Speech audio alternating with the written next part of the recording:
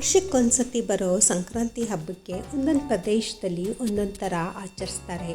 ಸಂಕ್ರಾಂತಿ ಹಬ್ಬದಲ್ಲಿ ಎಳ್ಳು ಬೆಲ್ಲ ಬೀರೋದು ಸಾಂಪ್ರದಾಯಿಕವಾಗಿ ಒಂದು ಪದ್ಧತಿಯಾಗಿರುತ್ತೆ. ಎಲ್ರಿಗೂ ನಮಸ್ಕಾರ. ನಮ್ಮನೆ ಅಡುಗೆ ಚಾನಲ್ಗೆ ನಿಮ್ಮೆಲ್ರಿಗೂ ಸ್ವಾಗತ. ಫ್ರೆಂಡ್ಸ್, ನನ್ನ ಚಾನಲಿನ ಸಬ್ಸ್ಕ್ರೈಬ್ ಮಾಡ್ಕೊಂಡಿಲ್ಲ ಅಂದರೆ ಪ್ಲೀಸ್ ಸಬ್ಸ್ಕ್ರೈಬ್ ಮಾಡ್ಕೊಳ್ಳಿ. ಹಾಗೆ ನೋಡ್ತಾ ಲೈಕ್ ಮಾಡಿ. ಈ ಸತಿ ಸಂಕ್ರಾಂತಿ ಹಬ್ಬಕ್ಕೆ ನಾನು ತೋರಿಸ್ಕೊಟ್ಟಿರೋ ಅಂಥ ಎಳ್ಳು ಬೆಲ್ಲ ಹೇಗೆ ಮಾಡೋದು ಅಂತ ನೀವು ಮನೇಲಿ ಟ್ರೈ ಮಾಡಿ. ಹೆಂಗೆ ಬಂದಿದೆ ಅಂತ ಕಮೆಂಟ್ ಮಾಡಿ. ನಿಮಗೆ ಎಷ್ಟು ಪ್ರಮಾಣದಲ್ಲಿ ಬೇಕೋ ಅಷ್ಟು ಪ್ರಮಾಣದಲ್ಲಿ ಮನೆಯಲ್ಲೇ ನೀವು ಮಾಡ್ಕೊಬೋದು.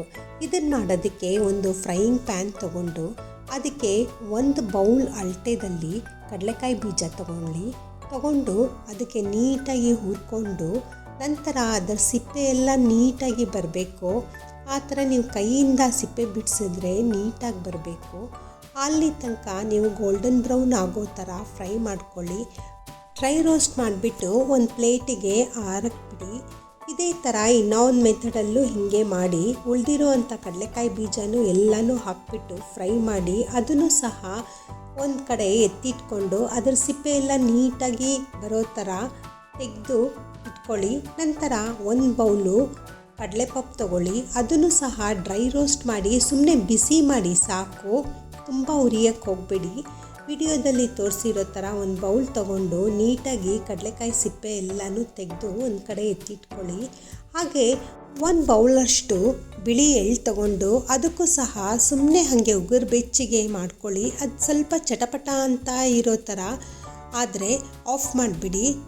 ಹಾಗೆ ಇಲ್ಲಿ ನಾನು ಒಂದು ಬೌಲು ಬೆಲ್ಲ ಮತ್ತು ಒಂದು ಬೌಲು ಒಣಕೊಬ್ಬರಿ ತೊಗೊಂಡಿದ್ದೀನಿ. ಸಿಪ್ಪೆ ತೆಗೆದು ಸಣ್ಣದಾಗಿ ಕಟ್ ಮಾಡ್ಕೊಂಡಿದ್ದೀನಿ. ಕಡಲೆಕಾಯಿ ಬೀಜ ಎಲ್ಲನೂ ಸಿಪ್ಪೆ ತೆಗೆದು ಅದನ್ನು ಸಹ ಒಂದು ಮಿಕ್ಸಿಂಗ್ ಬೌಲಿಗೆ ಹಾಕ್ತಾಯಿದ್ದೀನಿ. ನಂತರ 1 ಕಪ್ಪು ಹುರ್ಗಡ್ಲೆ, 1 ಕಪ್ಪು ಬೆಲ್ಲ, 1 ಕಪ್ಪು ಒಣಕೊಬ್ಬರಿ ಸಣ್ಣದಾಗಿ ಕಟ್ ಮಾಡಿ ಅದನ್ನು ಹಾಕ್ಕೊಂಡಿದ್ದೀನಿ. ಎಳ್ಳು ಕಂಪ್ಲೀಟಾಗಿ ಕೂಲ್ ಆದಮೇಲೆ ಅದನ್ನು ಸಹ ಹಾಕ್ಬಿಟ್ಟು ನೀಟಾಗಿ ಮಿಕ್ಸ್ ಮಾಡಿ ಎಲ್ಲನೂ ಚೆನ್ನಾಗಿ ಹೊಂದ್ಕೊಬೇಕು. ಆ ಥರ ಮಿಕ್ಸ್ ಮಾಡಿ. ಇಲ್ಲಿ ನಾನು ನಿಮಗೆ ಎಲ್ಲ ಪದಾರ್ಥನೂ ಒಂದು ಬೌಲ್ ಅಳತೆಯಲ್ಲಿ ತೋರಿಸ್ಕೊಡ್ತಾ ಇದ್ದೀನಿ. ಎಲ್ರಿಗೂ ಸಂಕ್ರಾಂತಿ ಹಬ್ಬದ ಶುಭಾಶಯಗಳು. ಹಾಗೆ ನನ್ನ ಚಾನಲ್ನ ಸಪೋರ್ಟ್ ಮಾಡಿ. Thank you.